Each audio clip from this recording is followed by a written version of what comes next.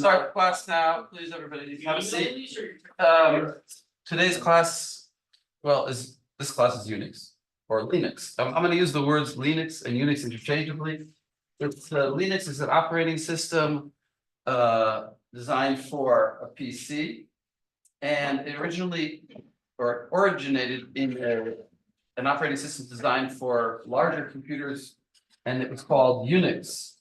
So Linux is really just a version of Unix for a PC. When did Unix start, or what is Unix? It originally was an operating system for a PDP-7, developed in Bell Labs in 1969, sorry. It was written in C by Dennis Ritchie and Brian Kernighan. In other words, C. It was in 1972, it was rewritten in the purpose-created language C. So, in other words, C, the C++ that you guys have all learned, is actually a language created in order to write the operating system. The operating system is a program. So that's to be written in a language.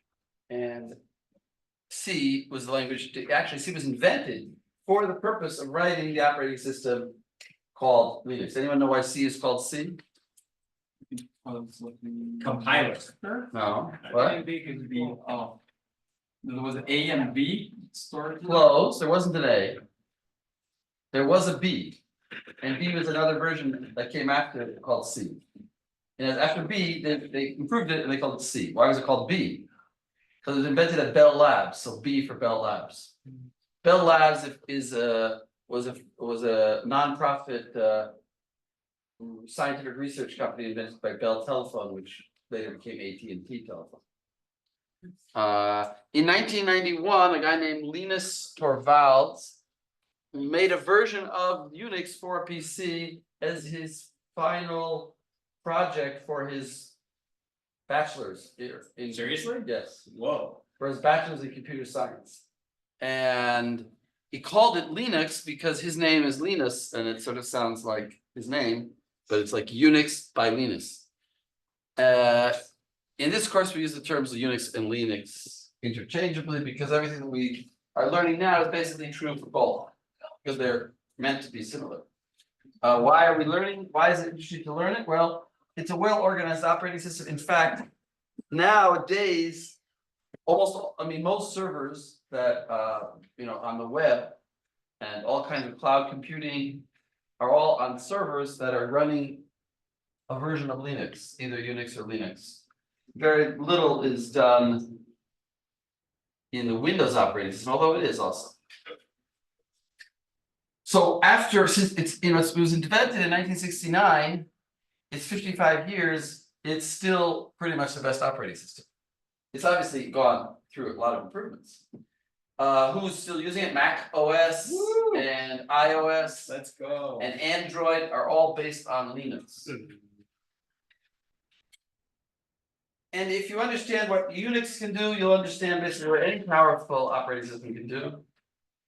And also Linux is open source. Like if we would study Windows code, we can just read books that Microsoft published, tell us how things work, but we can't actually look at the code. And here we could, even though we're actually not going to look at the code, but we could. In fact, Windows has copied a lot of things from Unix as far as features. Guys in the back, can you please sit down and not talk? Why don't they make new operating systems anymore? Why don't they make new operating systems? Well, they take something that works and they improve it. That's good. In other words, Android is kind of a new operating system, but it's based on Linux. Apple is taking it and improving it. Fair. People are all the time taking, it's kind of like all cars are basically similar to the Model T of Henry Ford. It's also fair. Yeah. Okay. Concept of scripting, and so what are we going to learn? We're going to learn how to use the command line interface, which is like we'll see immediately what it is, but it's like the command, like the CMD in Windows. If you know that. We're going to learn about scripting. We're going to learn various tools that are offered by the operating system.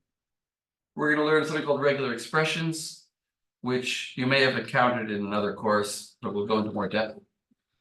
We'll learn actually C programming in Linux environment. So if you know C++, we're gonna learn C, which is pretty much the same thing. We'll learn a few differences, but it's pretty much the same, but we'll learn how you do C programming in a Linux environment. And low-level compiling is part of that. How to use the tools of the operating system provided for the C program. In other words, there's things like semaphores and how to make new processes and new threads. Did you learn thread programming in any course? We touched it in something. No, actually the program, Java. We did some Java in the. You did what? We did some in Java at the end of the intro to software engineering program. You did something in Java with Java threads? Yeah. I thought so, Yeah. people did something with Java. So we'll do again with threads. You guys are back, please don't talk.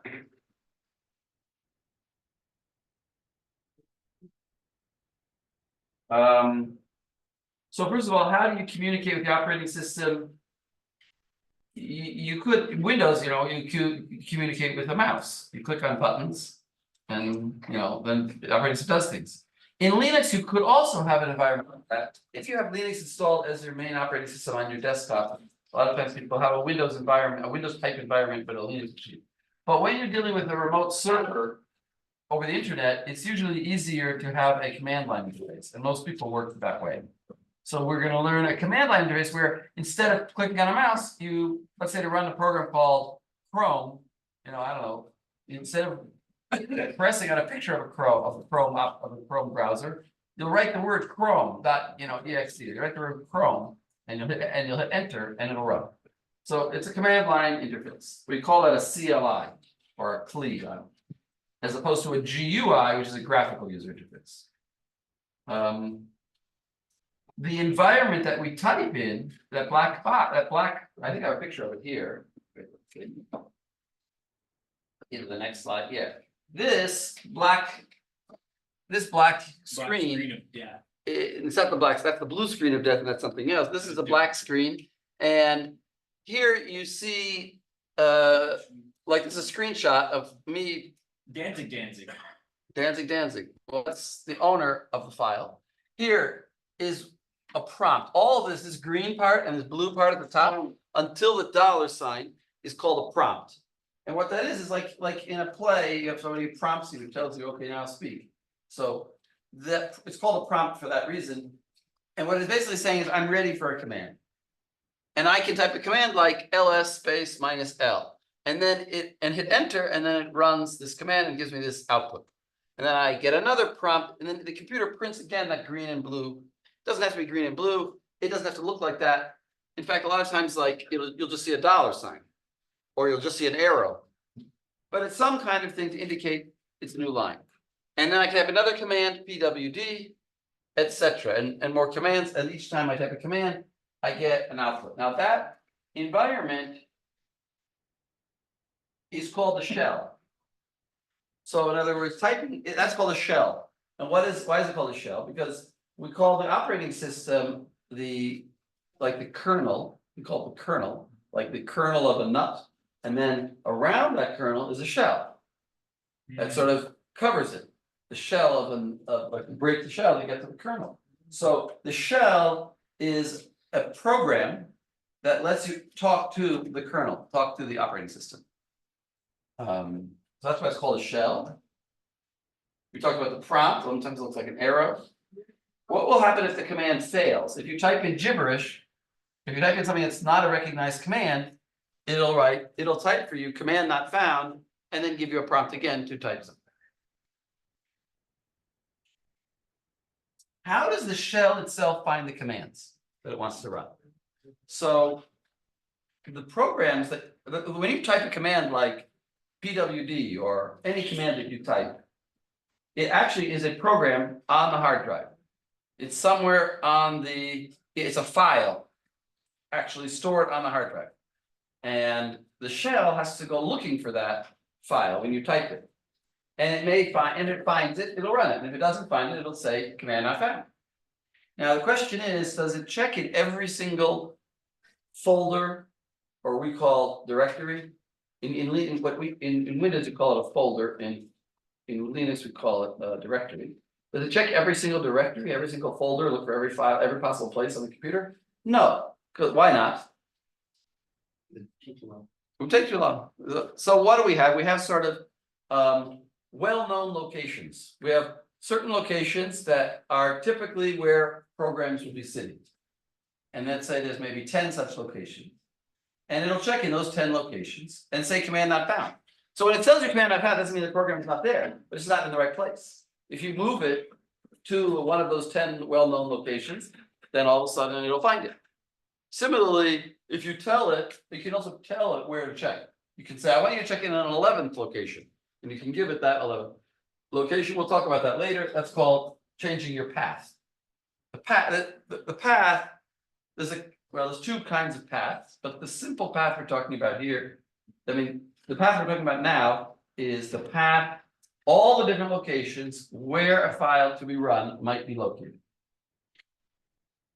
So here's the screen you saw. We ran some commands. Here's an interesting command. Echo. Echo is like if you shout at a wall and you're coming back, that's called an echo. So echo is, I'm telling you, I'm printing for you the word hello, give it back to me. So I type echo hello, and the computer prints hello, and then it goes to a new line. And then I can type, here, if I type echo wrong, spelt EKO, then it'll type echo, command echo not found. Did you mean neko? It found something like with those word letters in it. It didn't figure out that I meant echo with CH. Why do you need to echo? They should have AI command shells so that we could Improve it, yes. Yeah. Why do we need echo? Because it's like essentially like print. We'll see that we're gonna program in the shell, and the echo is gonna serve as our printing command. printing press. PWD, PWD stands for present working directory. So it tells me what directory. Remember we said directory means what? Where we are. No, what is a directory in Windows? Folder. Folder. So present working directory is present working folder. What directory are we in? So it prints MNT, C, users, and Dan's downloads thread pool.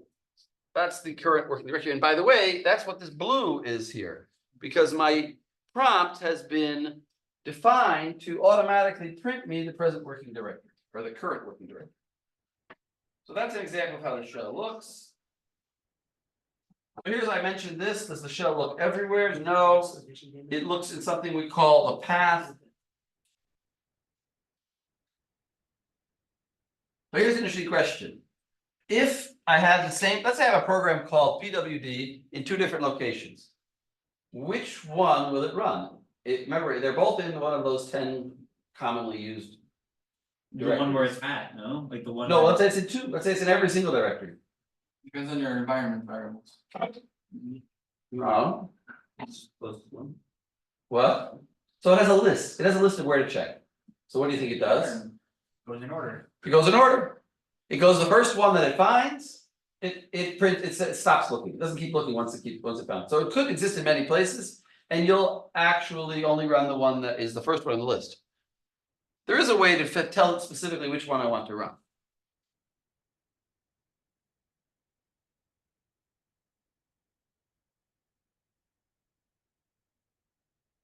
Really should have an example of a path. Maybe I will. Yeah. All right, what else? Okay, the basic structure of every command in Unix is like this. The command, and then a number of flags, always starting with a minus sign. So like you could have ls as your command, and then minus L would be the flag. And then you could have a number of operands. Also, you could have 0 operands, and you could have 0 flags. But if you do have flags, first you write the flags, and if you do have operands, you write them afterward. So I could write ls without any flags. I could also write ls minus L with a flag, and I could also write ls minus L and then operands, which would be, for example, ls is a program to list the files. So if I just type ls with nothing, it's going to print me all the files in the directory.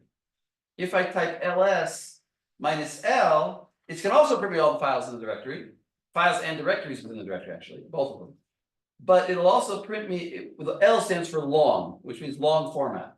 It's going to print me the file names, but in long format, which means it'll tell me, for example, the date they were created, or the date they were last modified, the owner, who's the owner of the file, this number of bytes in the file, other kinds of information other than just the name. Now, why would I need an operand in such a command? ls, give me everything. So if I give it operands, I can say, for example, give me only files beginning with the letter F. That'll be my operand. So I'll say ls minus L, and then F, and then a little asterisk. An asterisk means F and then anything after. So it could be any file that has the name, file or friend or whatever, File friend. or fire engine. Any file that starts with the word F, I'll see. I could also do ls minus L and then F asterisk space P asterisk, and then I'll get all the files that start with F or with P. And I can keep on writing operands, F, P, Q, and I won't get the ones I don't specify. If I don't specify anything, then it'll give me everybody. That's, for example, how ls works. And again, the behavior is modified by the flag. So here are some commands with ls again. Ls, my directory. So it's going to print for me anything in the directory. ls minus L, my directory, is going to print for me anything in the directory, but in long format. ls will print me everything in the current directory, not in my directory, but in the current directory. What about rm? Rm is another command. Remove. Exactly. Remove the file. CP, what do you think that is? Copy. File, copy a file. It's very important to remember the order here. The order is first the original and then the copy. So in other words, this should exist. If this doesn't exist, then we got a problem. This, of course, I'm creating at the moment. This is the new thing that I'm creating. So I write here a file name that exists, and then I write here. If I reverse the order, it'll say no such file, copy of my file. Right? There's no such file. So this is the original, and this is the one I'm making a copy. And if I do, what does CD do? What does CD do? Change directory. So change directory means that if I'm currently in a directory called Nachum, and inside the directory Nachum is a directory called my directory, then I'll move my location to my directory. And then if I would type ls, I would see what's in my directory and not what's in the directory Nachum. CD without any parameters, well, where am I going? I didn't type a directory. So where should I be going? So the answer is there's something called your home directory, which the system defines automatically for you. And so CD without anything takes you to home directory. Also CD tilde takes you to your home directory.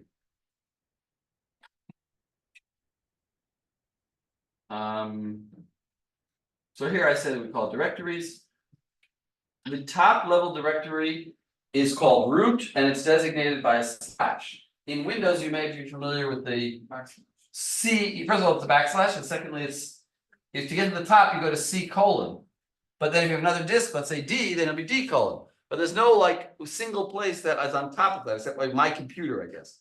Something called my computer, but there's not. But here we don't actually work like that. We don't have anything ever called C or D. We just have a directory structure. Now, everything in the file structure is treated like a file, even if it's not a file. This is sort of a general rule in Unix or Linux that everything is a file, which means, for example, your keyboard is a file and your screen is a file. Those are devices. They're actually devices, they're physical devices, but they're files in the sense that, what can I do with a file? What do you normally do with a file? What? Open them, but then once you open them, what do you do with them? You read them or you write to them. If you read a file, what would be the keyboard if it's a file? What do I do with it? Do I read to it or do I write to it? Read. I read from the keyboard. What about the screen? If it's a file, what do I do to it? I write to it. The screen is like a file, but I write to it.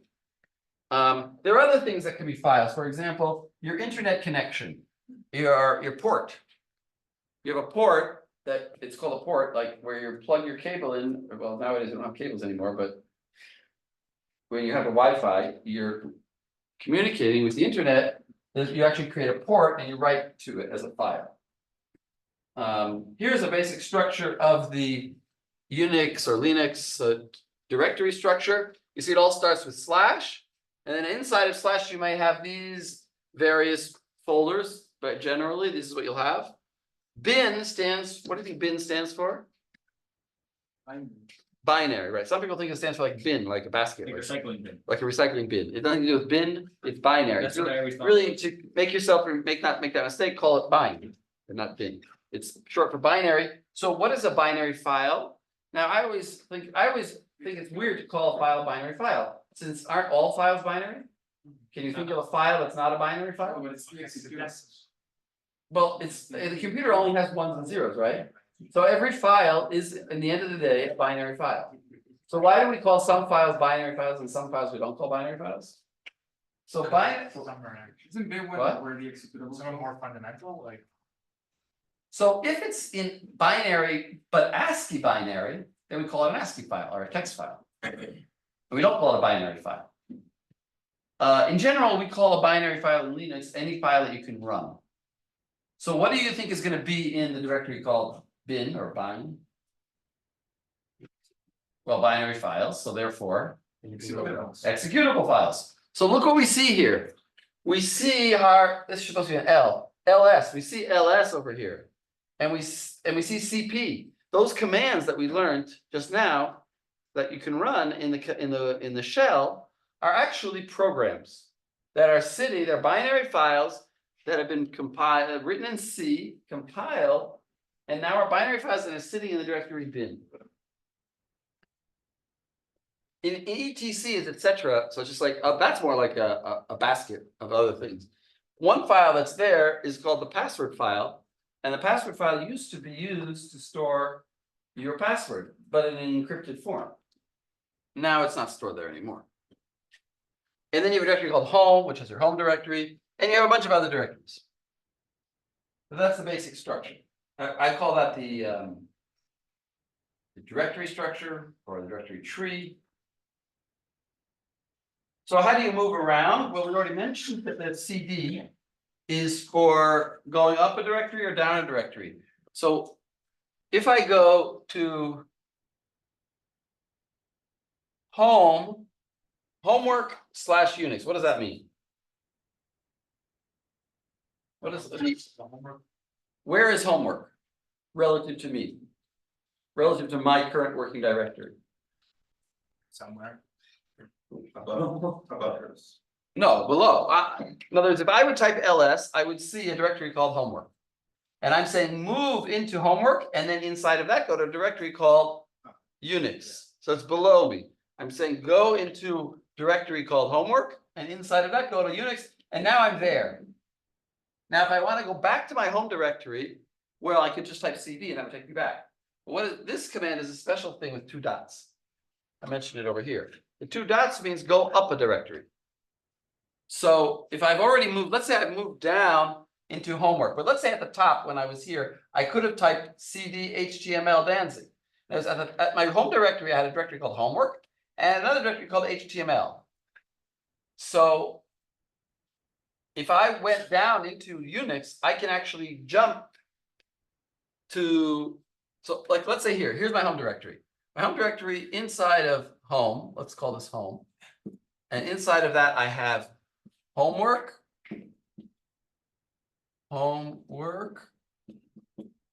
I also have HTML, and I also have food. Okay, and inside of homework, I have Unix, and inside of HTML, I have Danzig. So if I'm in home currently, and I type ls, what am I going to see? Homework, HTML, And food. And then if I do that first command, cd homework, I'm going to move to over here. I'm going to be standing over here underneath Unix. Now, if I want to jump all the way to here in one swoop, I can do it. I don't have to first go up and then go down. I can just do cd .. / The .. / brings me up to here. The next .. / brings me up to here. And then I type HTML, Danzig, and it brings me to here. So that's how I can sort of move I can move in parallel. I can move left to right almost. But anyway, that's the dot dot basically, the simplest way I can say it is that CD space dot dot means go off one direction. Now we So can if you also, said CD dot dot slash, you'd be back in homework.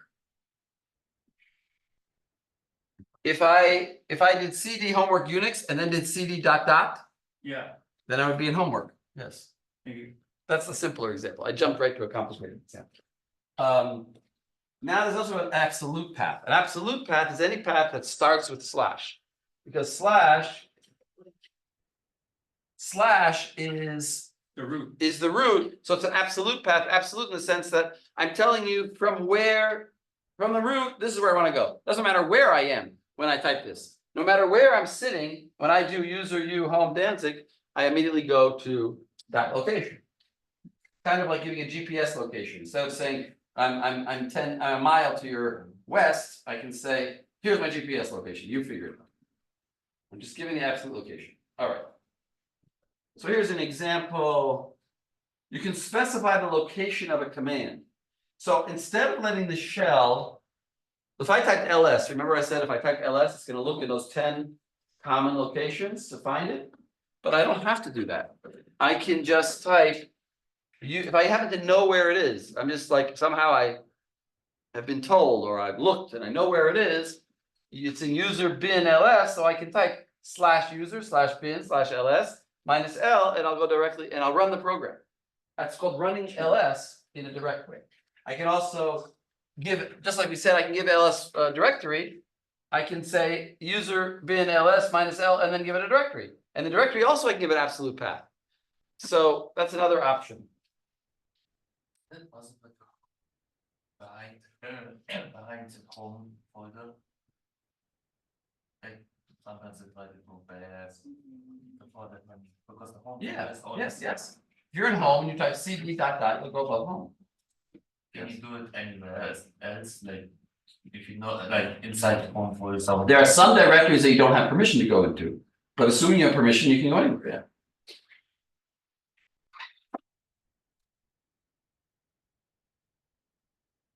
Unless you're the super user, which is you have permission to go everywhere. And if it's your own computer, I mean, if you let's say home use media and you want to go back to home, yes, you can do. Yes. but then you need to cd and then you need to do again cd dot. Yeah, if you can do like this, cd takes you to home, and then you can do cd dot dot. Now you'll be. But there's no way to go like you. Yes, there is actually. You can do cd.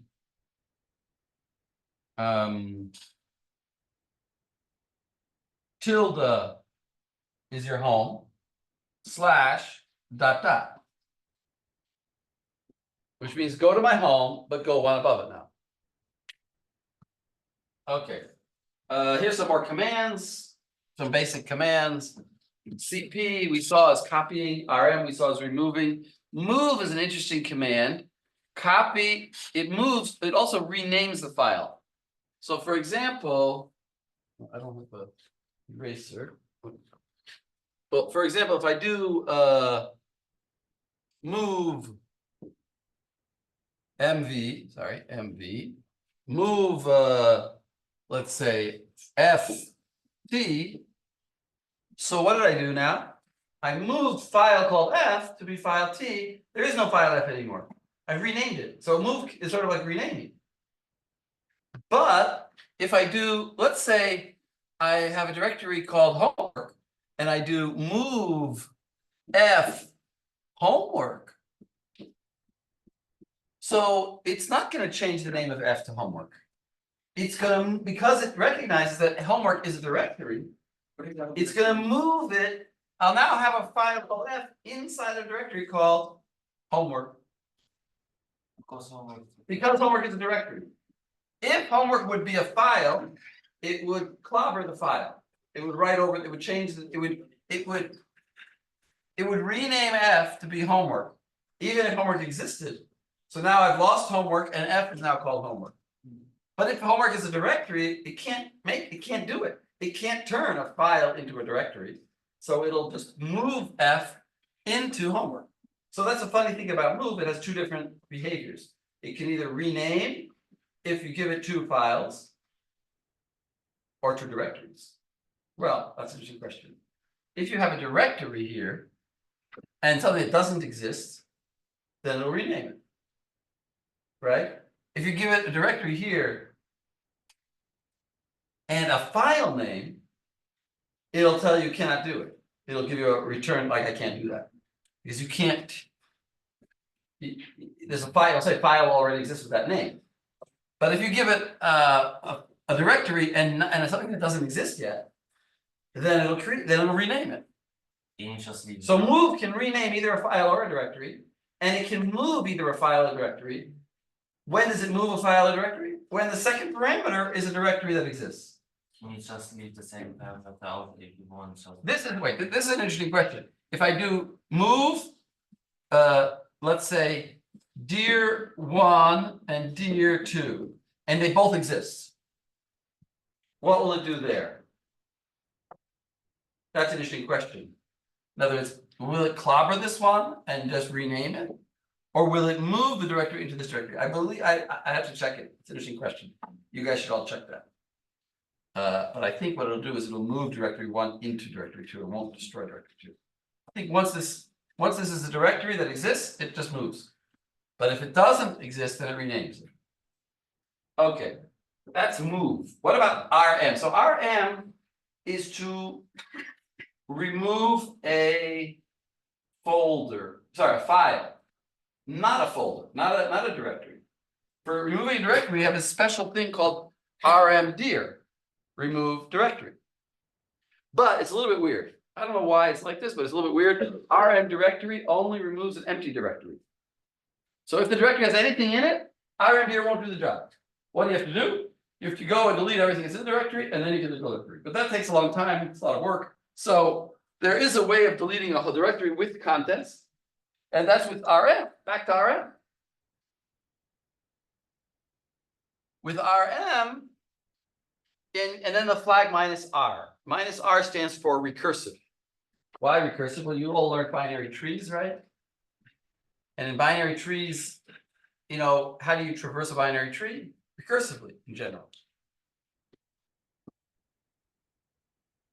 So if you think about it, what is a directory structure? Is it a binary tree? No, No, it's even worse than a binary tree. What is it?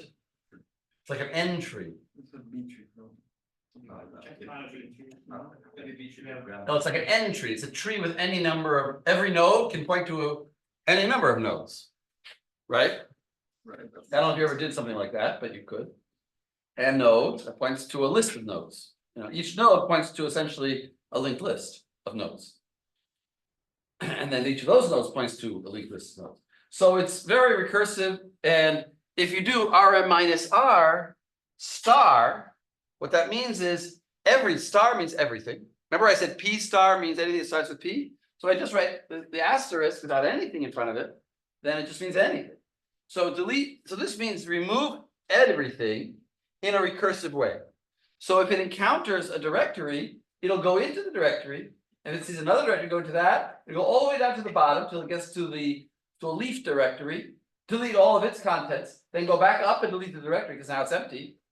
And then go up again, delete that, and then delete everything parallel. It'll basically go through everything in a recursive fashion, deleting all the contents and then deleting the containers of those directories. So RM-, so if you would, for example, if you would do the following two commands, cd/ and then cd and then RM-r star, what would you do? What would that do? In your computer. That would delete every single file on your computer. Right? You first go to the slash at the very top, and then you go to RM-r, and that'll delete all your files. Now, I think Just Windows those doesn't two allow can delete it. everything? Windows doesn't allow for that, but Linux does. well, if you try to do that and you're not super user, it won't. It will tell you a lot of files will say cannot do that because you're not the owner of the file. That Unix has protection. It has ownership protection. Only the owner can delete his files. So I can't delete somebody else's files on the same, even though we're both sharing a computer. Access. It's like, remember, Linux, I said, if you remember, was for servers. So servers by their nature have many users using them at the same time. So every user has his own files and I can't delete your files, you can delete my files. But the administrator of this machine could delete everybody's files. So if you're the super user, you could actually delete everything. Sometimes the operating system checks for things like this and says, do you really mean it, The chances are you don't want to delete all your files. Okay, those are the RM and the RM dir. There's also MK dir to make a directory. Oh, and there's also link, LN. LN is to make a link. Now, link is what you probably know in Windows as a shortcut. But the link works in a funny way. And for that, I want to have. Are people seeing my screen? If anybody here logged in the Zoom? Let me get a tissue paper to erase that. Go on. Yeah, thank you.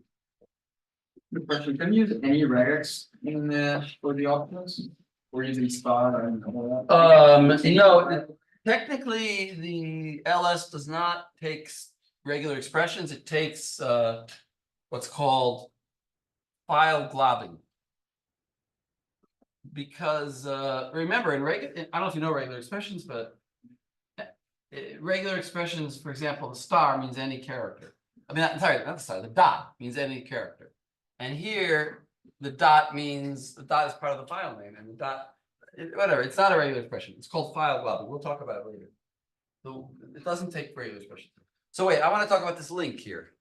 So I have my ln, and if I give it symbolic -s, and then just like we said that the copy has how does the copy work? The first thing in the copy is the real thing, right?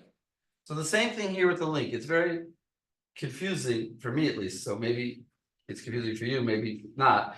But if I'll say like this, I'll say my file, and then I'll say my file link. So what I've done here is I've created, let's say here's my file. Here's my file. Let's call this my file. And now I've made something that looks like my file, but it's called my file link, and it's pointing to the same file. So if I would, for example, write to my file link, I would open that file called my file link and write something there. Would I see it in my file?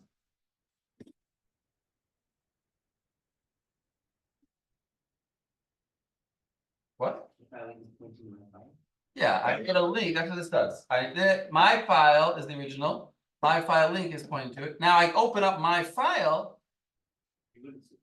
and I write something there. Will I see it in my file? No, I will. I will see it. That's the meaning of a link. That is the meaning of a link. That when I open this, it'll actually open this. Oh, because when you're writing file, when you write to my file link, it's gonna write to my file. Exactly. They're both, there's actually only one file on the disk, and there's two ways of getting to it. Got it. Now, what if I delete my file and I try to write to my file link? What will happen? An error. Yeah, it'll have an error. It'll basically say broken link. Yeah. Now, let's say I create a new file and I call it, by coincidence, my file. Will now the my file link start to work again? I think no, unless it's just. No, it will start to link again. It will start to work again. It's just based on name. Yes, even if I make it a new file, It's not like a place in memory. no, it's pointing to anything called It's literally. my file. So if I delete my file, create a new my file, so now all of a sudden my old link that I used to have will start working again. That's the way it works. This is called a symbolic link. Maybe that's why it's called symbolic, because it works by the symbol, like the name of it.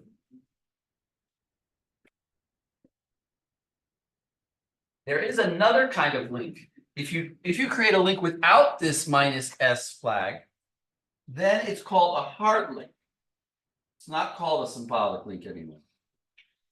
I have this, wait. Yeah. It's called, default is a hard link, so if I do ln my file, now what I have is a little bit different. I actually do kind of have this thing. This is a better picture though now of it. Look at this picture. I'm gonna draw it a little bit differently now.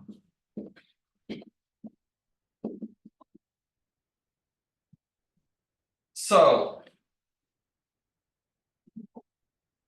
if I write to my file, will I see the changes in my file link? Yes, because they're both pointing to the same thing. And if I write to either one, I'll see the changes in the other. What command are we talking about? ln without the -s flag. You see here, ln can be default without the -s flag as a hard copy. And now I'm explaining what that means. So if I create a file like this, now when I write something here, well, if I open it by my file link, I'll see it in my file. And if I open it by my file, I'll see it in, it's still the same in the sense that I'll see the changes. With the symbolic, then if you make a change in my file link, then you don't see that in my. No, you do. So far, it's the same. Oh, So far, it's the same as the previous example. But I'm about to say what one difference is. One difference is that if I delete my file, and I try to write to my file link, it will work. It will work. Because these two are now have equal weight. They're equal pointers to the file. When will the file actually be deleted in reality? What do you think? when you do everything. When all the pointers are deleted, exactly. Okay. ls we saw. Here are some of my favorite flags. ls minus l we said is long form. ls minus lt is time related. So that means it'll show me the oldest things. The oldest things last. Does it go by order? In other words, the newest things on top and the oldest things on the bottom. But that's sometimes not good for me. So I do ls minus lrt, where the r means reverse order. And then it'll show me the newest things on the bottom. Why is that useful? If I have a lot of files in my folder and it's going to scroll off the screen, I want to just see the newest ones that are at the bottom. And I can do minus ls minus lrt a star, and it'll be everything that starts with a. Now there's a flag actually called ls minus a. A stands for all, and it'll show me something called a hidden file. What are hidden files? Hidden files are files that start with a dot. Any file that starts with a dot, like .bash rc, is called a hidden file. And what that means is when I type ls normally, I won't see it. Why do we have that? Because often they are configuration files. So I have a lot of configuration files. I don't want to necessarily look at them all the time, but they're there. If I actually do want to see them, I simply write ls minus a, and it shows me all the things. Touch is another command. It creates a new blank file. So I can create a file without an editor. Normally, you would create a file by opening Notepad, or in Linux, you would create a file by opening a different editor like Vim or Pico or Nano or Emacs. Those are all ways of opening. But if you wanted to create a file without opening an editor, just to create an empty file, you could use the command touch. Now touch, why isn't it called create or something like that? It's called touch because the goal of it is to also update an existing file. For example, if I have an existing file that I created a week ago, but I want to make it look like it's a new file by updating the last modified date. So I can use the command touch and then the name of the file. So touch my file, and then my file will have its last modified date update to the current date. Man is a command to show me the manual pages. So for example, I might write like man ls, and then it'll show me the manual pages, which is like before the days of the internet, when you couldn't, there was no internet, so you couldn't, how would you find out how this command works and what its flags are and what are all the options that you could use for it? So I would type man ls on my Linux machine, and it would print for me the manual page that was created by the person who wrote the program. Remember, LS is a program written by some human being. When he wrote it, he also wrote a manual page, and I can see it by typing that. Now, the manual is actually divided into 8 sections. And the ones you have to remember are the first section has all the commands like ls, and the second section has system calls like opening a file, reading a file, and the section 3 has C library functions like you may have heard before, like string copy, string compare. Those are all and why do you want these sections? Well, here's a list of all the sections. And by the way, it varies from versions of Linux from one to the other. But the most standard list is what I have here. So that general commands, system calls, and then library functions, like I said, Man page. man page sections. Love it. Very nice. So these are the 8 sections. The first 3 are the most important. But for example, there might be a command called IP. And if I type man IP, it's going to give me information about a command, a general command called IP. But there might be another thing, there might be another IP in the manual pages under system administration commands. So if I wanted to see the IP specifically in the 8th section, there seems to be no way to see it because it'll just show me the first one it finds, which is in commands. So therefore, what I can do is I can type a command like man 8 IP, and then I'm telling it, go to chapter 8 in the manual pages, and don't show me the first man that you come to. Okay, help. Man. There's something that's very confusing to people a lot of times, which is what's the difference between the manual page and the command help? There is a command help. For example, I can type help CD, and I will get information about CD.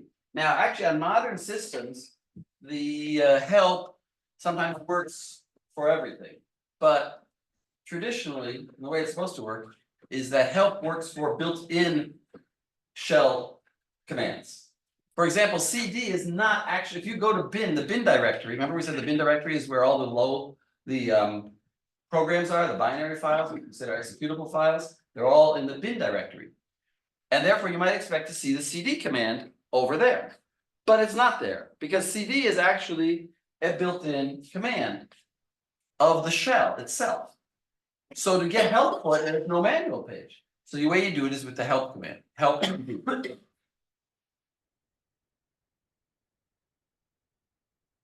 Help ls should print no help topics match ls, because ls is not built in. It's a separate function, separate program. I think nowadays, though, it does seem to work. I think I tested it, it seems to work. But you can also write things like help for, because the shell allows you to write for loops. So if you want to know how to write a for loop in the shell, I can actually write help for. There's no command for, it's a structure in the language that shell understands. So anything that's related to the shell's internal workings, you use help for. All right, some more commands. And maybe these ones I'll show you. I can get here. You guys all see my screen, so let us open up something called PUTTY. And this will allow me to access a Machon Lave server.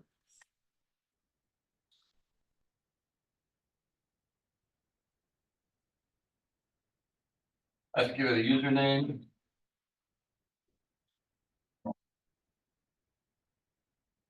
And I can go in.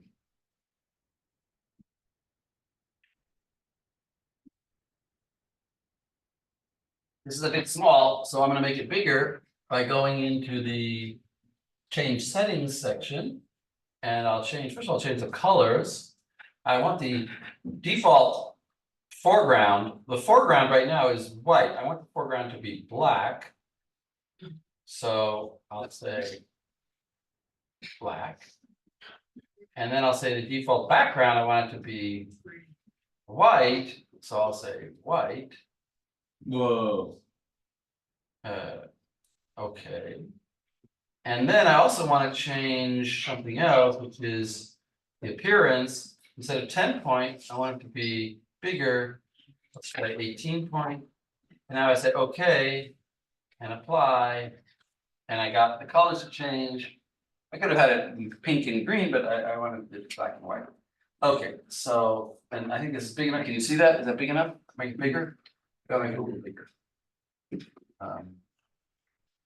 Settings. Appearance. 22. Let's see how that is. Okay, so now. What can I do? I can say ls minus lrt, which is going to show me the most recent things, and I see I have a folder here, there are files. Here, file. There's a file called file. You see that file here? Yeah. So I'll say like this. I can do the following command. I can say cat file, and it shows me what's in the file. It just spit it out on the screen. So it's actually the end of the file, if you notice. I was saying, I don't know why it's saying that last thing. I don't know what these things are. It's also, it spit it out. That's why when I see the beginning of the file, I have a special command called head. Head file shows me just the first 10 lines of the file. You see, it looks like a C++ program or a C program. I can also do, if you have head, what do you think I also have? Tail. Exactly. Shows me the end of it. And apparently in the file, I have some garbage. Garbage. Look at that. I have this cat. I must have done that the last time I was typing over here. So, cat, what does cat do? Cat shows me the whole file. But since the file has many lines, I don't see the beginning of it. I might be able to scroll up and see it. But better, I can do less file, and less file gives me the beginning of the file. Notice it's the beginning, and every time I press spacebar, it gives me a new page of the file, and there's 2 pages, so it finished quickly. What other commands that I want to show you here? I showed you less. More is the same as less. That's why you have the expression in English, less is more. No way. Head and tail we saw, but let's say I have some flags that I can do with head and tail. For example, I can say head minus 5 file. And that will just show me the first, what? What will it show me? What did it show me? What do you think that shows me? First 5 lines. The first 5 lines. Very good. You guys are really top notch. Thank you. What do you think if I do tail minus 5? The last 5 lines. Very good. What if I do tail minus 1? Just the last line. What if I want to see the 10th line only? How would you do it? Well, you first would do like head minus 10 on the file. And that would give you, and then you just want to see the last line. So actually what we have is a very powerful thing, which we're going to learn more about later, but I'll show you right now, called a pipe. I can pipe, or pipelining it's also called. I can put commands together and get very powerful result. Again, each little command does a small thing, but if I use them in cooperation, I can get more powerful things.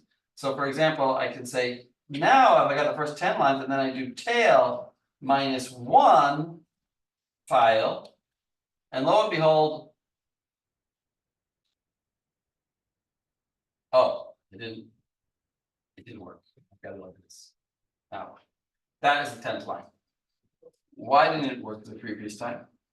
Because I can't write the name of the file here. If I write the name of the file, then tail ignores the previous command and just runs the command tail minus file. But if I write it this way, then it says, I don't write a file here. There's no file name here. So tail on what? So then tail says, oh, there's no file name. You must mean look at the previous command and get the output of the previous command and do a tail on that. So in this case, I got the 10th line of the program. And just to verify, I can say head minus, let's say 11, and I see that that is the 10th line of the program, because the 11th line is an open parenthesis. Now, you can also, instead of writing -5, you can write -n5. I don't know why they have both options, but there are both options. Another program that's interesting to know is word count. Word count file, WC, stands for word count. It tells me 3 pieces of information. First of all, it gives me the file name. Why does it give me the file name? Because I could theoretically give it like file and file 1, file 2. And then it tells me for each file that I gave it, it tells me that information, plus it tells me the total of the 2 files.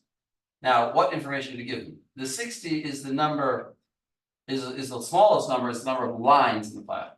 The next biggest number is the number of words, which means word delineated items. What is a word delineated item? Like, if I have hello world, that's 2 words. If I have hello 1 world, then it's 3, even if it's a number. And then the last is the number of characters in the file. By the way, if I do ls minus l, here, look, file 2, what is that going to give me?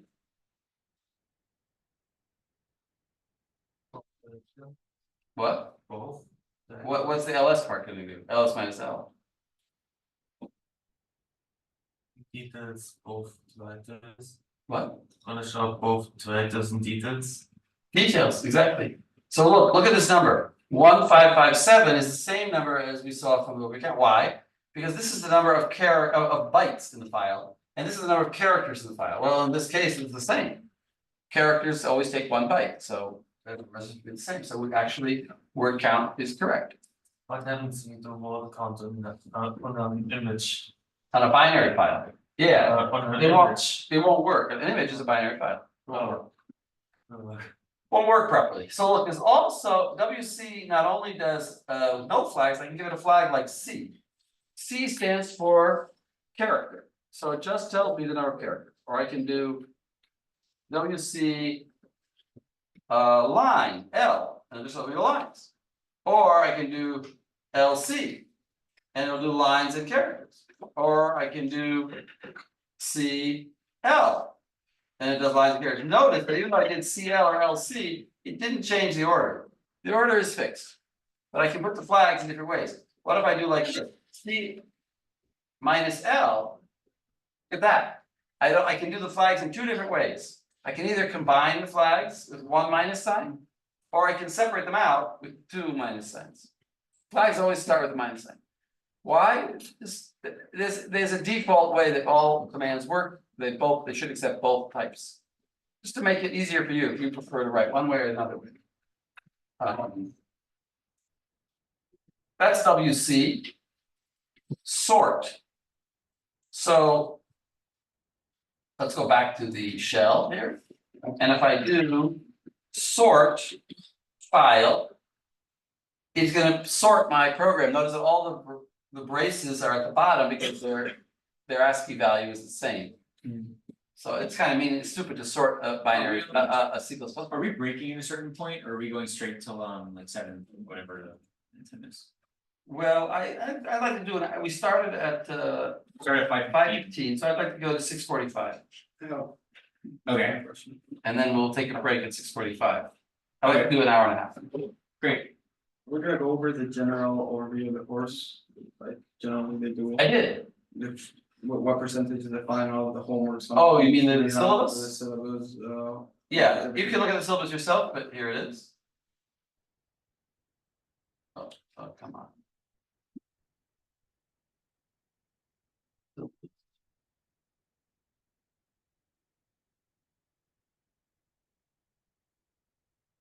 The syllabus here, part 1, history, Unix shell commands. We're doing now history of Unix basic commands here, L, S, CP, some of the things we did.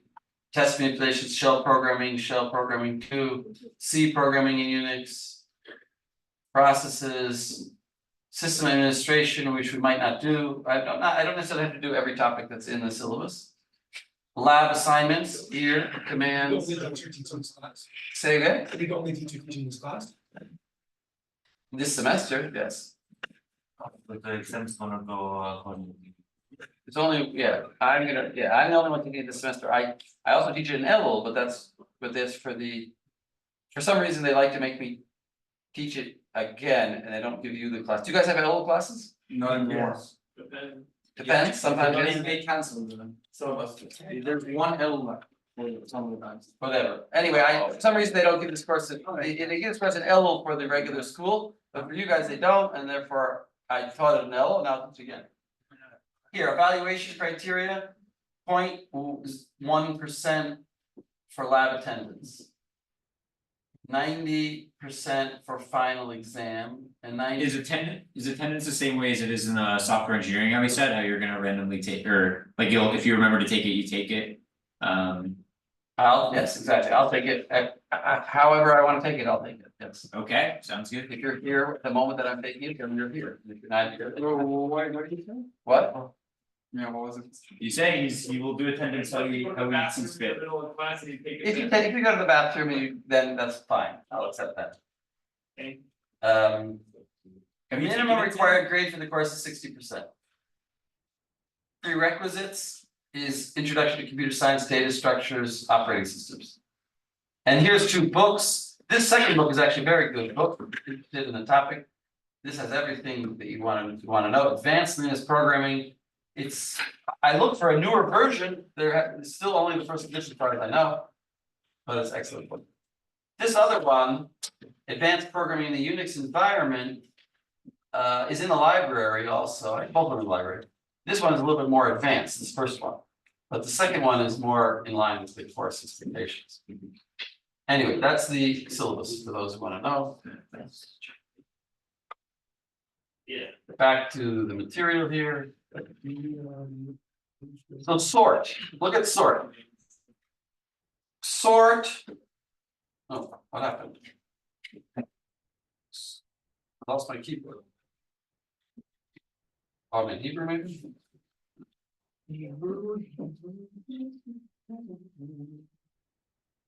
What happened to my keyboard? Looks all right.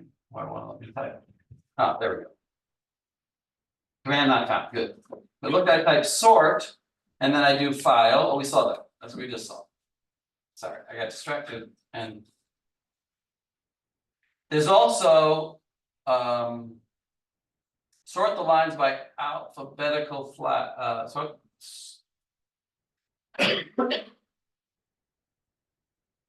This is hard to read. I should have had a period here. Sort the lines by the alphabet, period. Flags, the flags I want you to know are minus R, minus N. So let's try them out.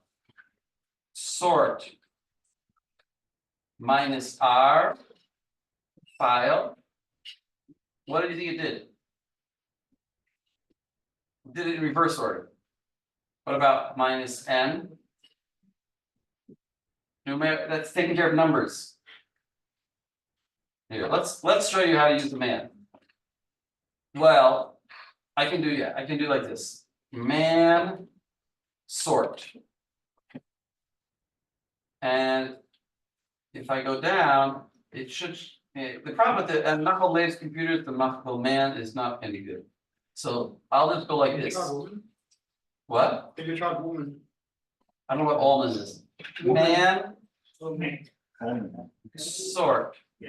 Here, if I just type man sort in Google, it's gonna give me the manual pages as they should appear. And here we see and numeric sort. Compare according to string numerical value.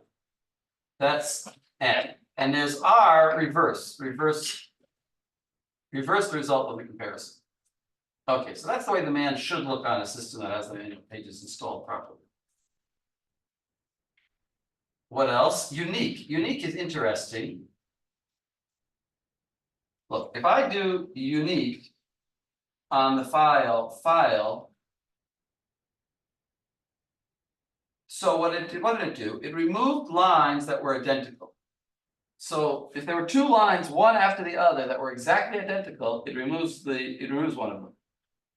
But it may not have found any lines that are identical. But watch this. If I do sort and then sort file, and then pipe it into unique. So remember what sort does. First, let's do sort. Sort, remember, it puts it in order. So now look, all those braces are together. And now if I do sort and then take those results and put it into unique, I only get one of those final braces. Again, sort, file, and just look at the end of it. It was break, open brace, close brace, close brace. Now when I do unique, it's just open, close, because I deleted the identical lines. But the way sort works is that it deletes identical lines, but it only compares the one to its previous one. Doesn't look through the whole file for identical lines. It goes line by line, comparing the next one to the previous one. That's unique. Diff shows the difference between two files. So I should actually show that one. Here. Let's make a new file called, or let's say like this.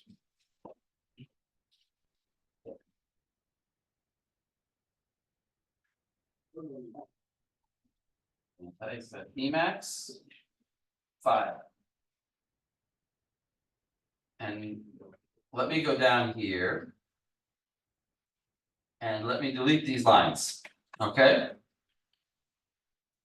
Oh, I should have amended. Okay, wait a second. And let's just do move file filter.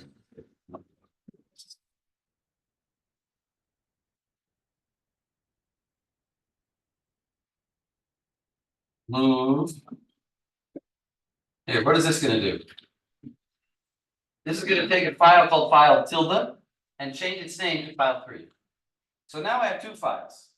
And if I do diff between file 3 and file 1, oh, I put a space there. Mistake. It shows me. Well, it's supposed to show me that the difference is that these lines are there. Wait, let's see what these two files. File, there we go. Okay, look what it showed me. It showed me that the difference here, here's my command, diff file 3 and file 1. It only printed out 3 lines here. It showed me that the file 3 does not have, file 3 has these lines. File 3 has these 3 lines, which file does not have. So it's a good way to check, like if I have 2 versions of a program, and I edited one, and I can't remember which one is the one that I had the changes in it that I wanted. So I can do diff on the 2 files, and I'll see which one, what the exact differences are between the 2 files. So again, how do you read this? File 3, the first one, that's why this arrow is to the left. The file 3 has these lines in it, which regular file does not have. And the 58 here, I think it means starting at line 58. That's where these differences occur. From 50 to 60. Yeah, from 58 to 60. I'm not sure what the D57 is. I'm not quite sure what all the numbers mean. But it's 58 is where We it should starts. teach this in first semester. Would have been so useful. Yeah, exactly. You by mistake put in your program worked and then a minute later it didn't work, and you didn't realize you like deleted the semicolon. And this will show you immediately what the difference is between the version that you just had. Because you have to keep a version, you have to keep an older version. So this is very useful for. This was actually version control. This should be the first class they teach in the phone. This class? Yeah, well, it should be if you would be programming in a Linux environment, which they used to do actually. In 1994, back then, they would they had Linux computers for all of you guys. They didn't use Windows, but since 95, they use Windows.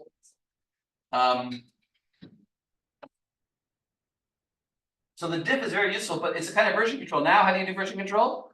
With Git, right? Use Git. So it can do this work for you. But before, like this is like the most low level type, you have control over the files, you're doing everything. Let's do some more things. File, there's a funny command called file. What does file do? It tells you what kind of file it is. Unfortunately, I lost my connection here because my home's internet is not good. Really good. I gotta re-log in.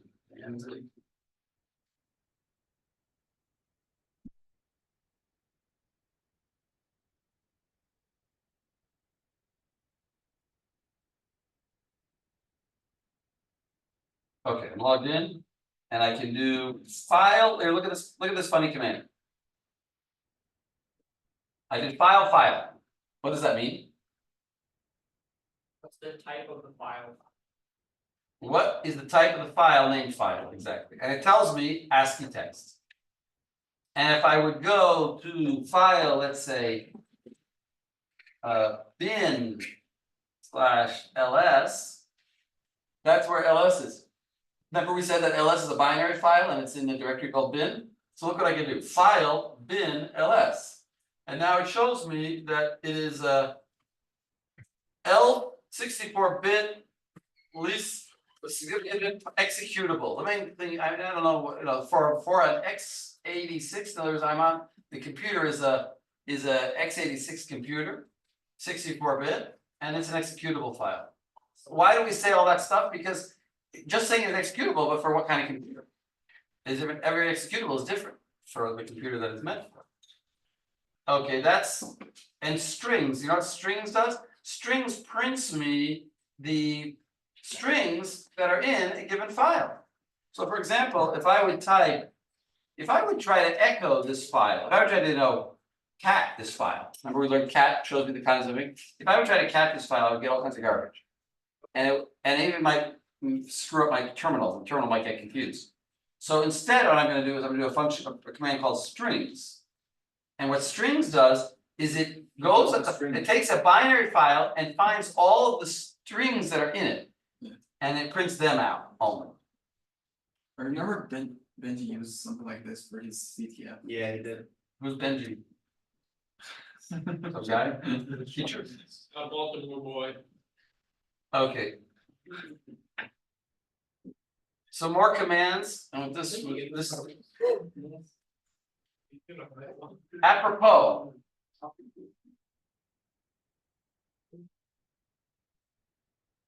Apropos is apropos means find commands similar to or related to a given command. So for example, if I go apropos network.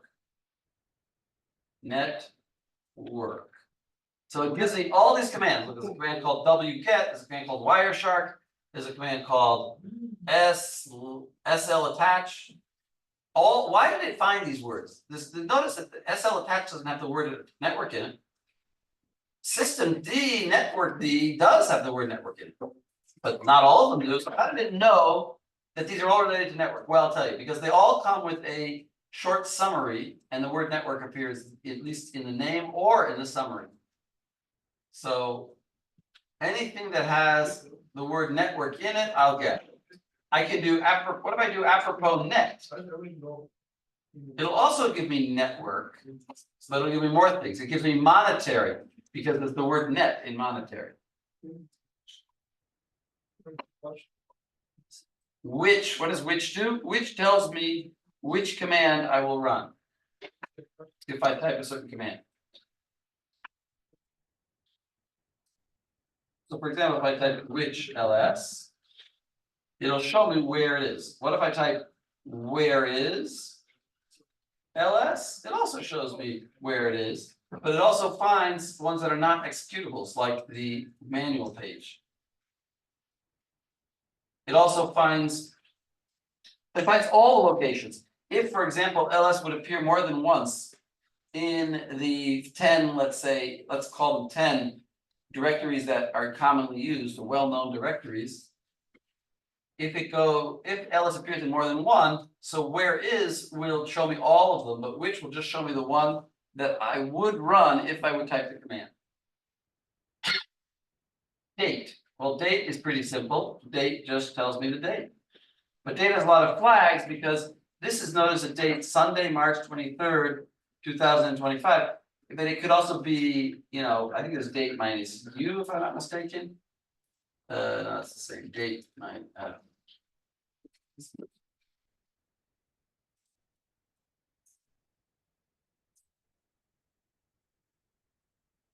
whatever, there are certain flags for date that you can tell it to print it in different ways, which I don't remember.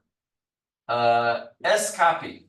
What is S copy? S copy is to copy a file to a remote machine. This is sometimes very useful. You're on you want to copy a file on your server to that other server. So the format is like this: S copy, SCP, file name, and then you have to have a username on that remote computer. So for example, Danzig at linapp.jccacil, and then colon, and then the file that you want to call it over there. Maybe you called it on my computer, I called it file, but over there I want to call it file 2. If I don't have to write the file 2. I do have to write the colon no matter what. If I don't write the file 2 and I write nothing, then it'll copy it there with the name file.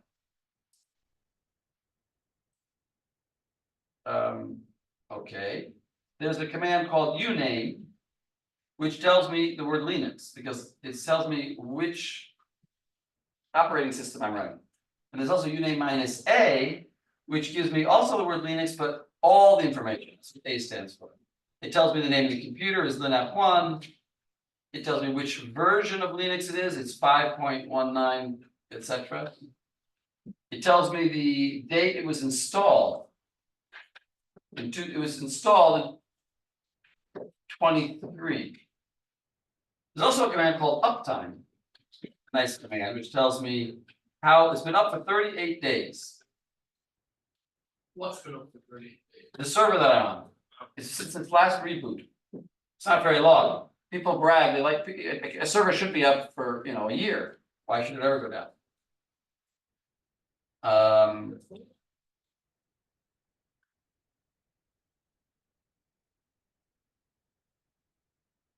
There's another command, PS. PS shows me all the programs that I'm running, and in fact, I'm not running very much, but look, it showed me 2.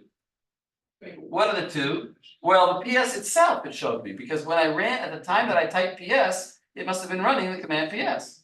So it showed me itself. It also showed me bash. Why bash? Bash is actually the name of the shell. The shell that I'm running all the time is called bash. There's also PSAUX, and this shows me all the programs that are running on the computer, and it shows me root. Root means that the owner of the program is root, and these are the names of the program on the far right. So it shows me a lot of other programs that are running if I do AUX. I think there's also like, what is EF? Pretty much the same thing. And then there's a command called last. And last shows me the people that have been last logged in. I don't know who these people are, but they've been logged in back in September. Wow, that's long. How could it be September? I guess even though it rebooted, it keeps the track of the old logins. Why September? Because last time I taught this course was in September. Nobody's logged into this machine since I taught the course. Okay. We close the session. Is there, and that's the last slide. We'll stop here.